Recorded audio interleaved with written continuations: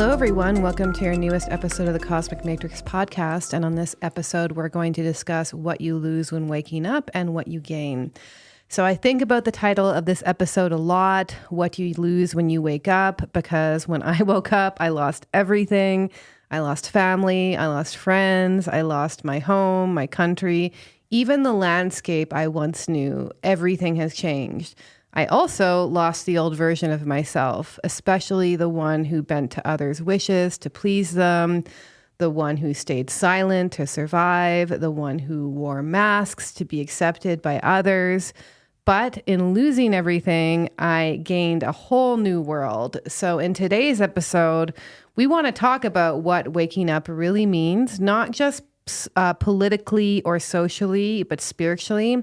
Yes, many people have awakened in the past few years to deeper corruption in the world, the lockdowns, the psychological warfare, the mass psychosis and totalitarianism of the pandemic was certainly one of those moments for many. And that was one form of awakening. But there's also another kind, one that's not just about seeing through the lies in the world, but seeing through the lies that you tell yourself. And awakening, in its truest sense, is an internal process. It's when the veil lifts, not just from society, but the ones that are covering connection to your own soul and to God. It's a remembering of who you were before you were shaped by your conditioning, before you became the version of yourself that you needed to in order to survive. And that process is not always pretty because it's a stripping away. It's a death. It often requires a visit to the underworld and a willingness to endure a dark night of the soul. And it can cost you everything. But in return, it gives you the one thing that can't be taken away.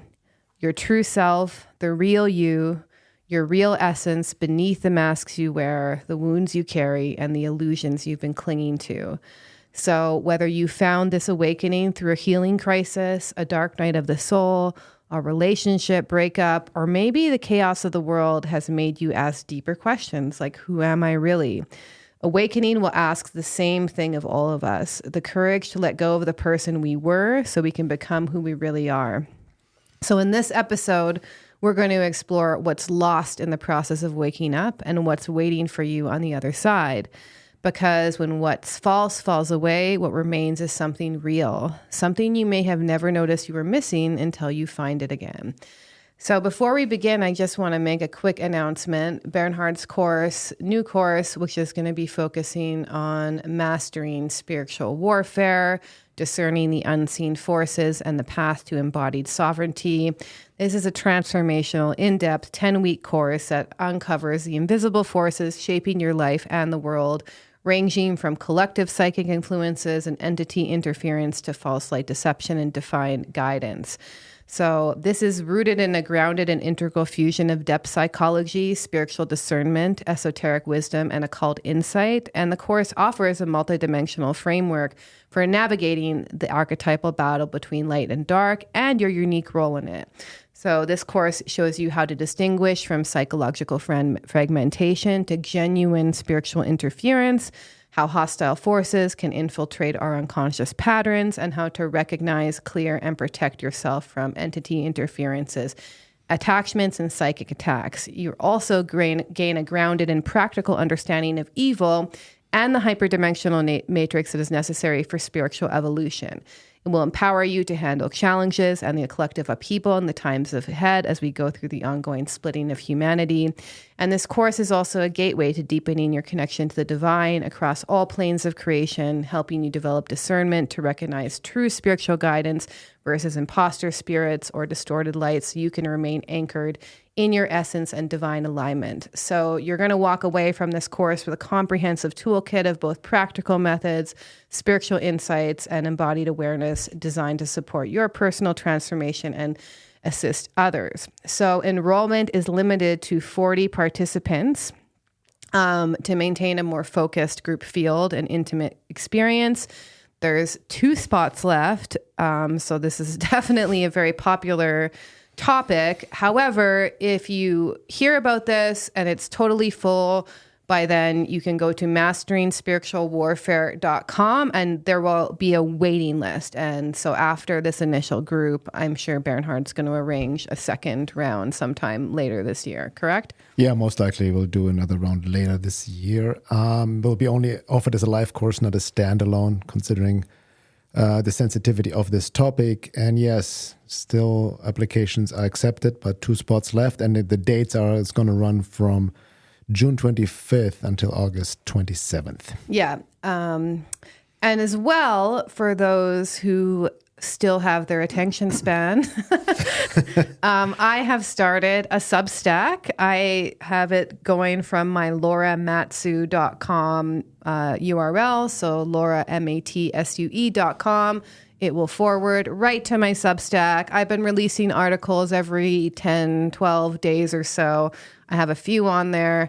Really awesome group of people. Oh my God, I love it so much more than social media. I'm really feeling that people will be shifting away from social media, especially as it starts to get flooded with AI content, on top of like the clickbait, the rage bait, all of these like unhealthy things that I really do feel in relation to the podcast title. As you begin to awaken, you become more sensitive to these influences. So I really feel the call to draw to write more long form articles again and to really go deeper. So for everyone who's already joined me from the podcast, that's amazing. I have a lot of people in my comments I've been replying to and seeing who actually found my Substack through the podcast already. And for those who have not yet joined me there, please, I would love it if you would subscribe and join, and let's just go into these topics with more depth there. Okay. So first, we're just going to define awakening, and then we're going to get right into it. So in this podcast, we're going to define awakening as a shift in consciousness, as a shift from the separate egoic self to a recognition of your true nature. It's not just about having some peak experience, and it doesn't have to do with just accumulating more information or knowledge, whether that's knowledge about the world or spiritual knowledge. It's a recognition of a presence that has always been there. It's a realization that your thoughts, your emotions, your identity are not actually who you are. And for some, this is a sudden insight that they have. And for others, I think most others, it's a slow unfolding over time. So we're not just speaking to people who consider themselves to be completely enlightened. We're speaking to people who are beginning to see beyond the veil of their experience to realize that there's something deeper. And it's not just a single experience that you can hold on to or claim, as people like to say, who is the I that's awakening. So awakening is a return to reality as it is. It's a return to reality that's free from the projections of your mind. In the words of Ramana Maharishi, he says, realization, which is his word for awakening, is not the acquisition of anything new, nor is it a new faculty. It's only the removal of all camouflage. So in awakening, what falls away is our illusions of ourself, of the world. What remains is a simplicity, a clarity, and a return to your true being. So it's not your awakening, it's an awakening from the you that you thought you were. And it's a return to your true nature, stripped away from all the veils that were covering it. So awakening is a remembering of who you really are. So it's a shift in consciousness. And this is not just a sudden thing. I've noticed that it's actually a slow unfolding over time. Yes, there are people who have sudden moments of awakening and then it's all changed for them. But for most others, I believe this is a slow unfolding over time. So we're going to discuss the 10 things that you lose when you wake up. And then we'll talk about on some own personal stories about each point.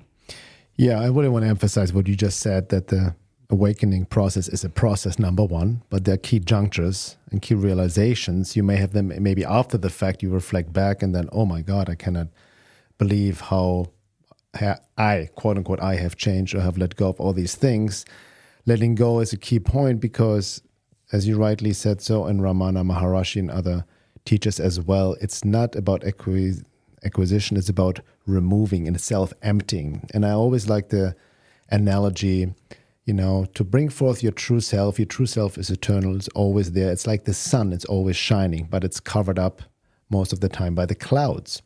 So it's about removing the clouds and to let the sun shine. Most people, when they're more engaged in self-actualization, self-help stuff, they try to perfect the clouds or make the clouds into a sun. But we're talking a deep awakening process. So this is not a self-improvement or self-actualization process, so to speak. Yeah. So the first one I wanted to touch on, just because I think this is really important. First thing you lose when you wake up is your false identities. Yeah. So certain roles, titles, certain masks, maybe even certain sub-personalities you once identified with, those will begin to dissolve. So you lose connection to a persona, which may have taken you a long time to construct, by the way. Exactly. Like some people will spend like a decade constructing a certain persona, and that false self begins to fall away to reveal the true self. And, that can also be an ongoing process. Like I see it as a center of gravity where maybe once your center of gravity was on a sub-personality, for example, that wasn't who you really are. And then it starts to return to self. So, I had this realization, which I wrote about in my Substack, I believe my first post, but I was reading old writing from like 15 years ago, and I didn't even recognize my voice at all. I was like, this is written by me, but I don't even write like that anymore. I don't even speak like that anymore. So this is a really good example of realizing that the person that I was before was actually, I was living out a false self, and I was living as that false self. And I believe that who I really was. But now 15 years later, I find that I can't even relate to that self anymore. It was almost shocking to read, but then I was like, oh, I was just identified with a self that wasn't me.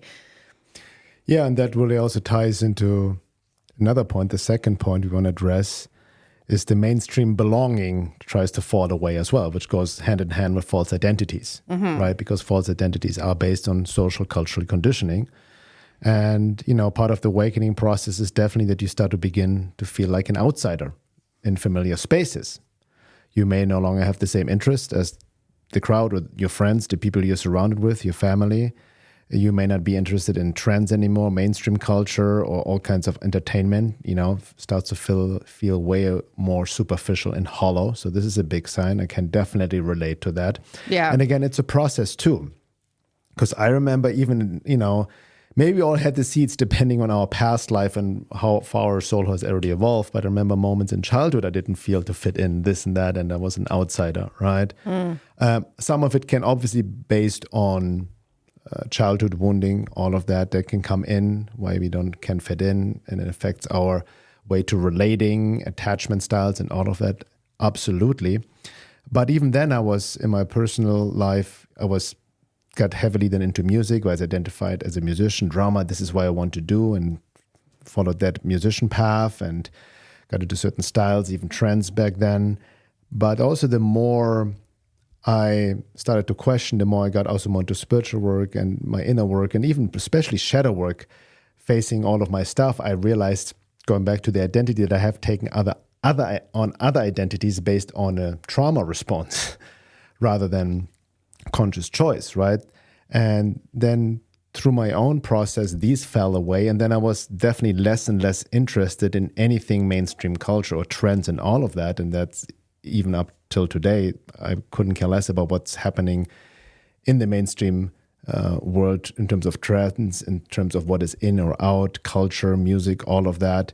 It literally falls away. Yeah. You're more disconnected from these massive mainstream egregores, right? These thought entities that influence a lot the collective, so to speak. And, you don't have even, you see it then within your friends too, you don't have enjoy going out anymore or going to the same places or doing the same things. And it's even written in esotericism, that you cannot relate to the pleasures of the past anymore, right? It doesn't fulfill you anymore. There's something deeper calling you. And you may not even notice it at this moment, even reflecting back. You just feel like this is just not interested. I'm just not fulfilled by this anymore.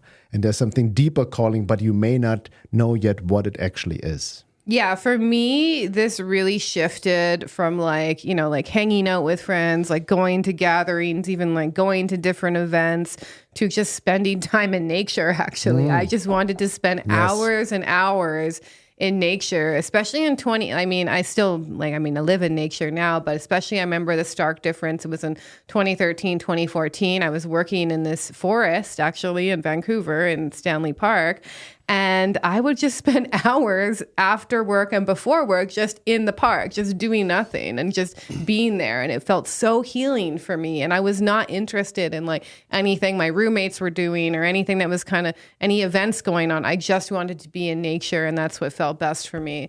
So going into the third point, toxic relationships. So this is what we're defining as connections that were based on unhealed wounds. Maybe they were trauma bonds, or maybe they were relationships that were built on a false version of yourself that has now begun to fall away. Sometimes that process happens very suddenly. Sometimes it's slowly over time. So you may begin to realize that some relationships depend on you staying wounded or identified with the false self that you no longer can relate to. And the weird thing is with this is that the people outside of you, they will still relate to you as this old self that you were, but you can no longer relate to that old self. So I've been in this point very starkly in my own life where it was either I had to perform and then re-identify with this false self that was slowly losing its grip on me, or I had to be real to me and confuse them. And they'd be like, you're acting weird or whatever, right? So you might feel a natural desire to let those relationships go if they can't actually hold space for your true self. Yeah, I can definitely relate to that.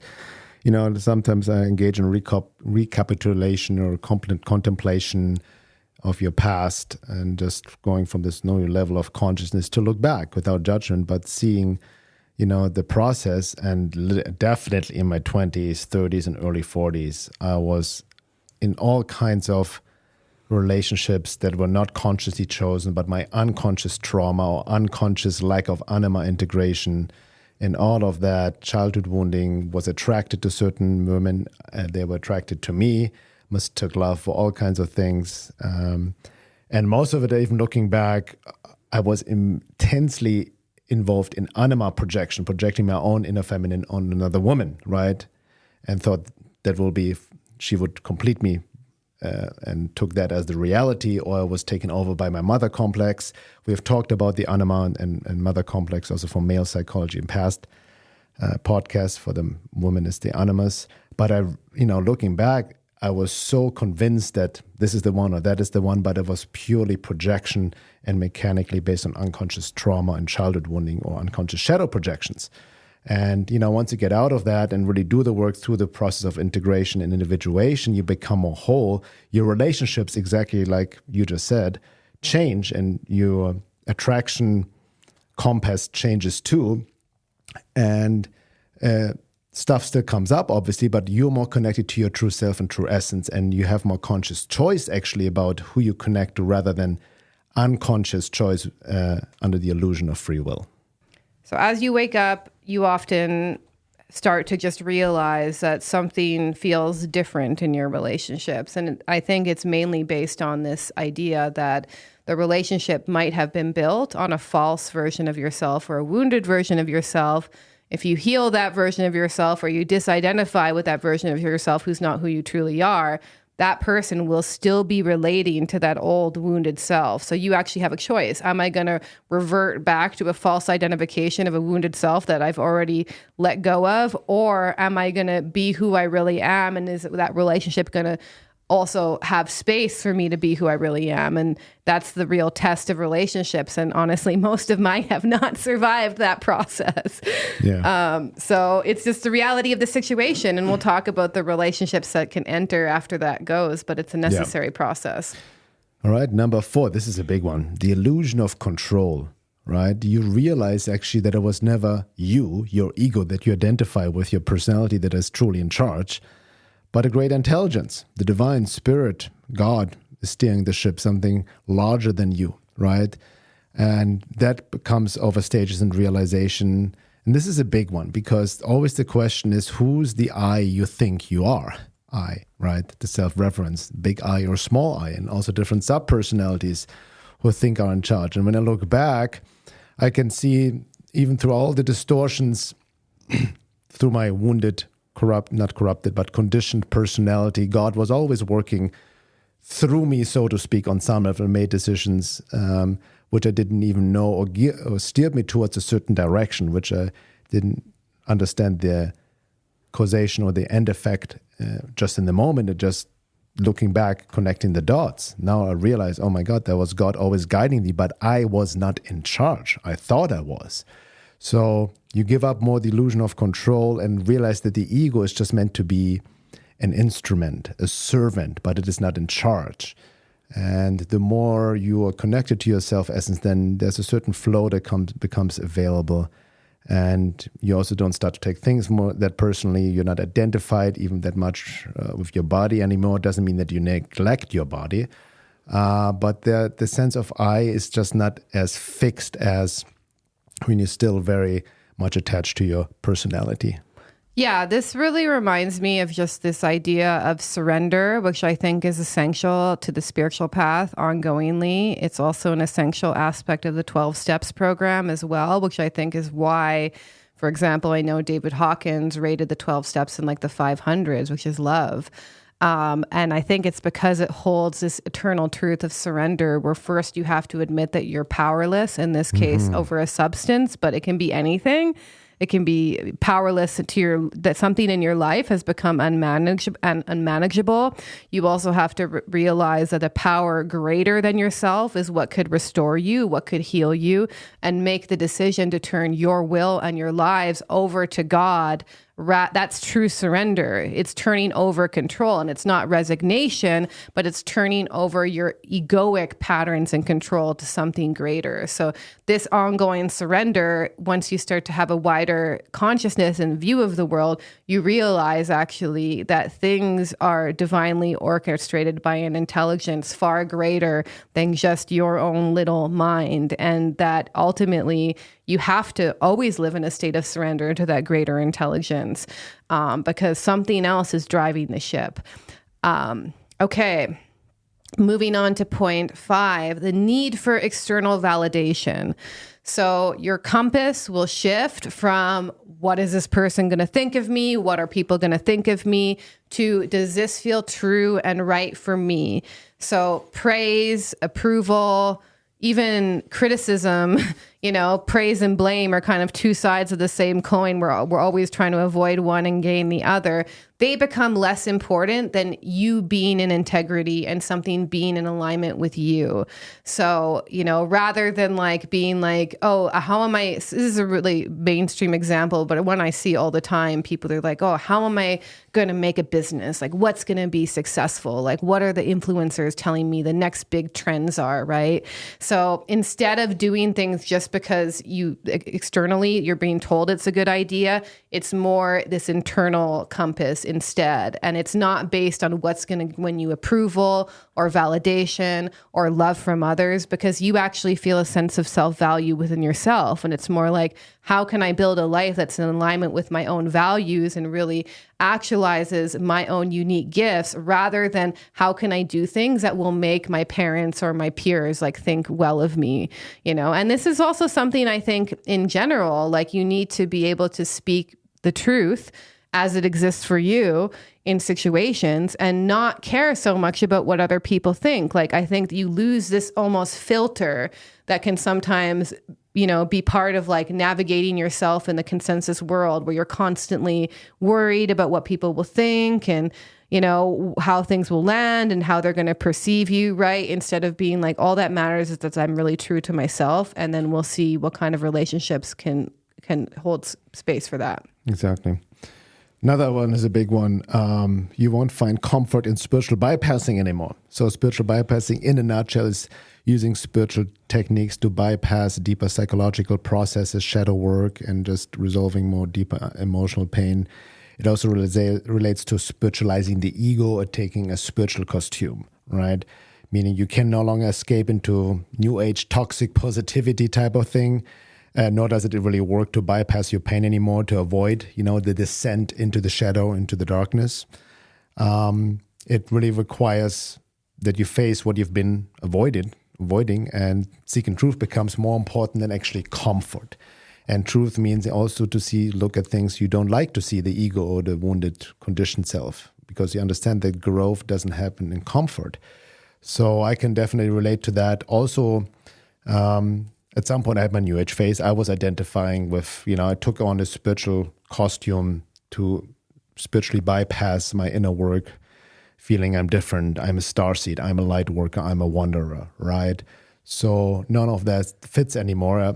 I cannot lie to myself anymore, take on these fake costumes. So that's a big sign in the awakening process that you won't take on these identities anymore based on spiritual bypassing.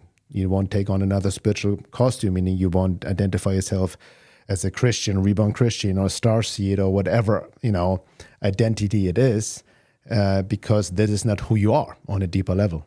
Yeah, and I have to say, you start to realize that actually numbing your pain or avoiding your pain actually makes it worse. Yes. And so that's this realization. It's almost the shift of consciousness is turning from like the wounded parts to the self, and the self is what's witnessing what's going on. And you start to realize like, this is actually not helping. It's actually making not only my light dimmer, but the light that I have to perceive reality, myself and the world dimmer.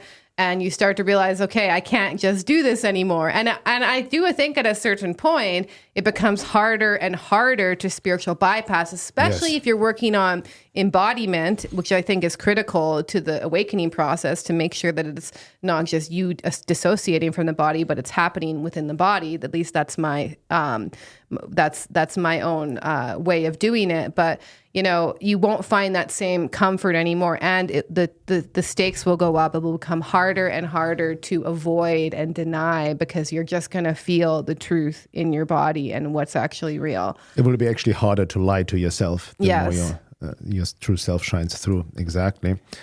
Next one is a big one too. You will not fall into black and white thinking anymore. And that definitely, I've been in there. So black and white thinking is a rigidity that to see everything, all things are just all good or all bad, be it in your life, person, situation, certain people in the public, in the global arena, truth seekers all fall easily into that trap of oversimplified black and white thinking, myself included in the past, right? But you see things in a more nuanced way. You learn to hold paradoxes and embrace more the complexity of life. And you can hold the attention of opposites, so to speak. And that doesn't mean that you just fall into the middle ground, by the way. I want to make this clear, like not engaging black and white thinking doesn't mean that you're just neutral and don't have an opinion. You're just completely above it all and detached, right? Maybe there's some aspect of it, but it's not that simple. And it definitely doesn't mean that you're in a middle ground, right? Of two sides, like that the truth is in the middle. That's actually the middle ground fallacy. No, it goes way deeper than it. And in my process, because it's a spiritual process, because it's not just an intellectual process either, right?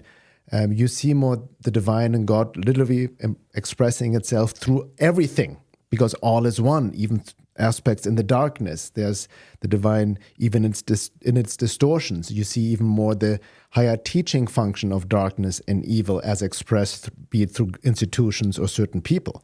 You don't fall into splitting anymore, right? Even people that say Fauci, Bill Gates, Klaus Schwab, or people who think are the evildoers of the world, you don't even see them as all bad anymore. You see them as more as a cosmic function, as a vessel, and playing their role in it all. So you don't attach to seeing somebody as a villain, nor do you attach to seeing somebody as the savior fully either, right? Like Trump, people project the savior on him, or he's the Antichrist. Same with Elon Musk. So it becomes way more nuanced and fluid. And you still have opinion on certain views of the world, but you're also then definitely not that attached anymore to seeing things a certain way. Yeah. I mean, you really see, that famous analogy of like the Zen farmer, right? Remember? Like, that story. I'm not going to go into it, but basically like, You never know what the outcome is of a certain You never thing. know what the outcome is. Yeah. Things that you thought were bad end up turning to be good. Things that you thought were good end up turning to be bad. We never really know. And, I know in my own life, the worst things that happened to me actually ended up being the best things that could have ever happened to me. And the best things I thought that could have happened to me were actually the worst things that ever happened. Yeah, you have actually more the humility to say, well, I don't know what's really going on. Let's see what happens kind of thing, right? Yeah. And then tying into the 8th point, victim identification and blame. So this is a huge thing too. And I also want to note that identifying with yourself as a victim is different from acknowledging the ways in which you have been victimized. This is really important because you don't want to take a spiritual bypass and bypass people's pain. If someone gets raped or abused, being like, well, how did you manifest this? Is the most cruel and almost disordered way to be with someone's pain. It actually indicates that you're not addressing it from a truly awakened state, because a truly awakened person would just be like, I'm sorry, I feel your pain, I'm here for you. Just basic compassion and empathy. So, but there's an identification with being a victim where you're always like, why did they do this to me? You're blaming others for the way that your life is. It's like, oh, I can't do this because of this and this and this reason, or because of this and this person did this to me. So it's an identification with being a victim and identification with all the terrible things that have happened to you and holding on to it as a way of not evolving and moving past it, holding on to it as a way to absolve blame. Or to blame others, basically. And so self-responsibility is really key.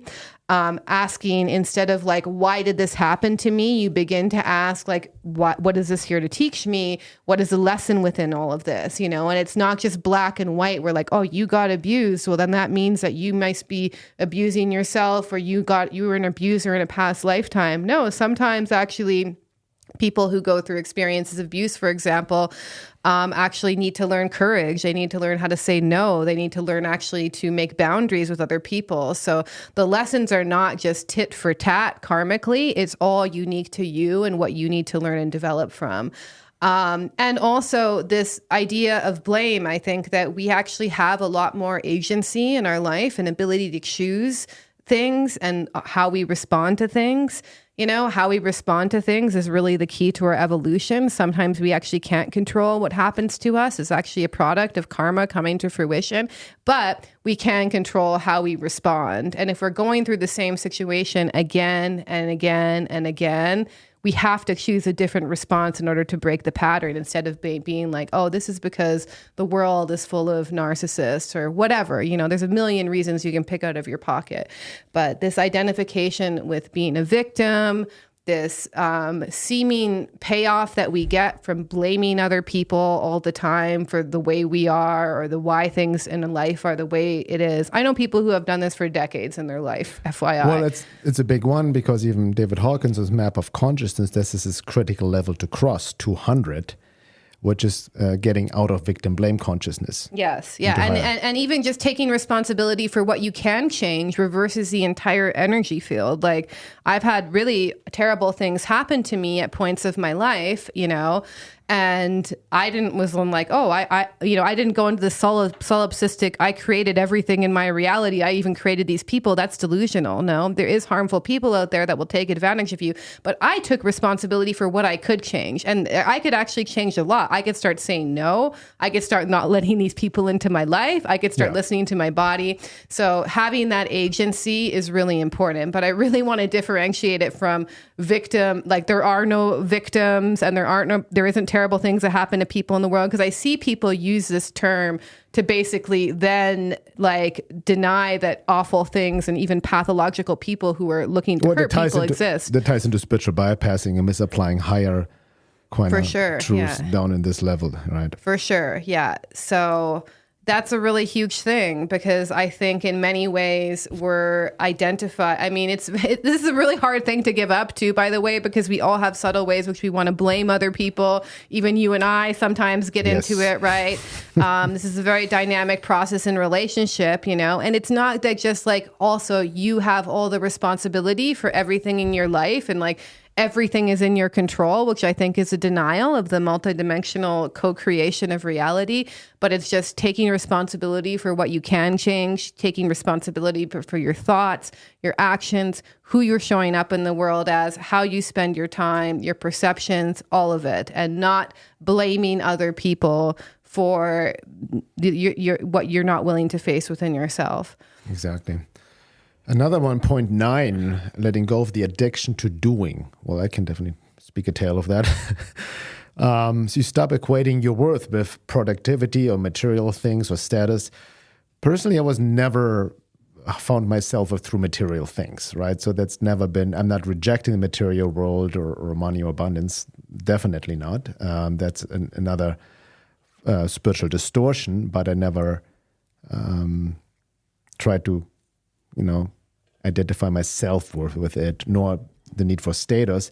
Having said that, definitely, maybe because of my German heritage, I was definitely equating productivity with being a good man or good boy, right? I would feel, actually, there have been phases I would feel guilty if I wouldn't be productive on some level. Right? Yeah, even the language you used, the fact that you said good boy, points to this is actually an ancient belief, by the way. Exactly. So that's a German, on the positive note, or for my upbringing, that's German productivity is known to be good quality and all of that, but at the price of emotional, intelligence or emotional processing and many other things. Yeah. And you know what's really interesting? I've actually heard quite a few people talk about this, specifically this very mainstream podcaster named Tim Ferriss, actually. Because he got really deep into meditation at one point. And then I saw him writing about actually how he lost his ambition because he was meditating more. And I've actually noticed the exact same thing. Yeah. So sometimes even because I tend to slip into states of being pretty easily because I've been meditating for quite some time now. And sometimes actually I will sounds crazy to some people, but I will deliberately, if I have to write an article, for example, I will deliberately decrease my meditation to 10 minutes so that my mind is a little bit more crazy because that helps my writing. And because I've noticed that there's a direct correlation with my motivation kind of to write or to communicate falling away. It's not a bad thing, but there's also a time and place for it. So I've seen people actually struggle with this point in a very practical way. And I've even kind of worked on it to kind of find my sweet spot. So being in that sense becomes more important than endlessly achieving. And the definition of being, you're rooted in your true self essence. And one of the qualities of being in your true self is that you actually have no desire, no ambition. Not because you're lazy or checked out, dissociated, and you just want to watch Netflix. No, you don't substitute that just of mindless consumption. That has nothing to do with it.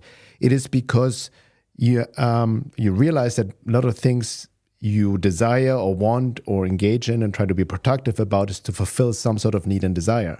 Yeah. But when you're connected to self, that's self-contained. It is joyful and happy and content and powerful and creative in itself without needing to do anything. Yes. That's what it comes down to. Yes. Right? Yeah. And again, it doesn't mean you check out, doesn't mean also you get into non-action. That's the whole teaching of the Bhagavad Gita, right? You still act, but it becomes more spontaneous flow even of divine inspiration. And then it's more aligned with your true self and essence rather than coming from, as I used to do, from cultural conditioning or your ego wounding or needing to achieve something to fulfill a hole within yourself. Yeah, it can be very mechanical too, where you won't let yourself even rest for a moment. Yes.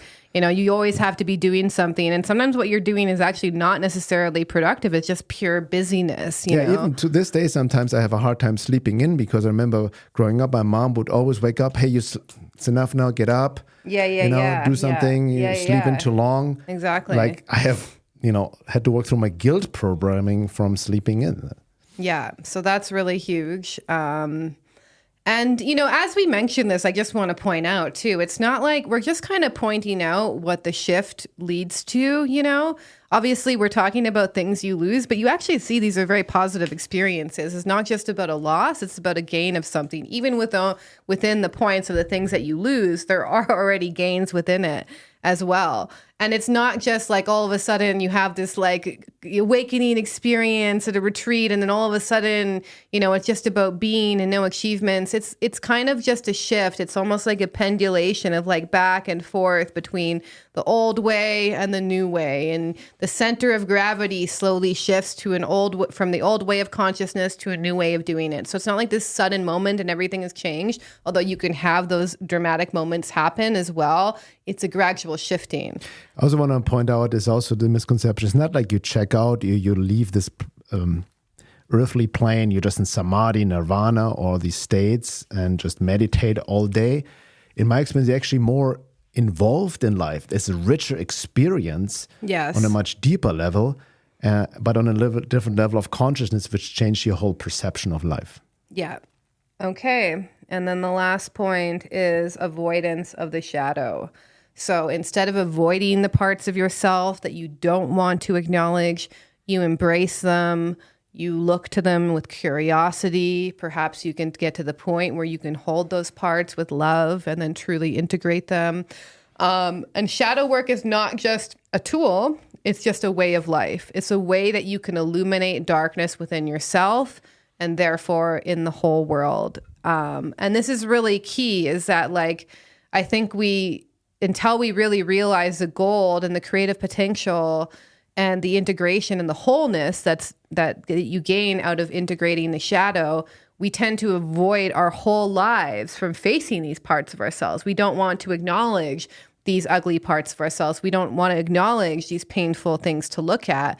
But then when you realize actually the gateway to spirit, to God, is through those dark places, you start to become really curious about them because you're like, oh, interesting. Like that trigger is coming up again. Oh, that projection is coming up again. What is this about? What is this related to? You have a much different relationship to things that you would want to avoid that can honestly also make regular people a little bit uncomfortable because if people are not comfortable, even moving back to the second point about losing, or the third point where you lose old relationships, you might become curious and interested in things that other people are afraid to even speak about, to talk about, to things that other people just want to dress up in toxic positivity and be like, oh, it's all love and light. Don't worry. There's no such thing as evil or shadow, or like, just send love to your pain. A lot of people try and bypass pain, and you'll see that in the world, and you'll have a very much different relationship with your own shadow and with the parts of yourself that you deny, because you actually realize that's a part of me that I need to address in order to become whole, in order to really return more to who I really am. So what you lose when you wake up is these false selves. You lose the relationships that were only built on who you were pretending to be. You lose the illusion of belonging, the illusion of control. You lose the comfort in numbing yourself. And in these moments, it does feel like your whole world is falling apart because everything that you constructed, all of these habitual patterns begin to fall away, and you are left in a kind of no man's land for a period. But this is what needs to happen for a truer or a new world to emerge. So what waits on the other side is really beyond anything your false or wounded self could have even imagined. It has so much more life. It has so much more light in it. And there's also gifts that will emerge from the ashes, which is what we're going to pick up on part 2. So in part 2, we're going to talk about what you gain when you wake up. You gain creative power. You gain more soul-aligned relationships. You gain a connection to God. Because awakening strips everything away, but it also reveals something in its wake. It reveals your real essence, your true nature, your interconnection to life, to others, to God, and to everything around you. So you gain a sense of awe and mystery of the mystery of life, of the sacred. You gain a sense of meaning and purpose, which you didn't have before. So awakening is not about just what you lose. It's about a remembering of what was inside of you all along. Yes, and it really ties into Adyashanti, great quote. He says, enlightenment is a destructive process. It has nothing to do with becoming better or being happier. Enlightenment is the crumbling away of untruth. It is seeing through the facade of pretense. It's the complete eradication of everything we imagined to be true. So thank you everyone for listening for this first part. If you want to listen to the second part as a member, you already have access, or you can sign up to the podcast membership on my website at veilofreality.com/membership. Thank you for listening, and we'll be right back.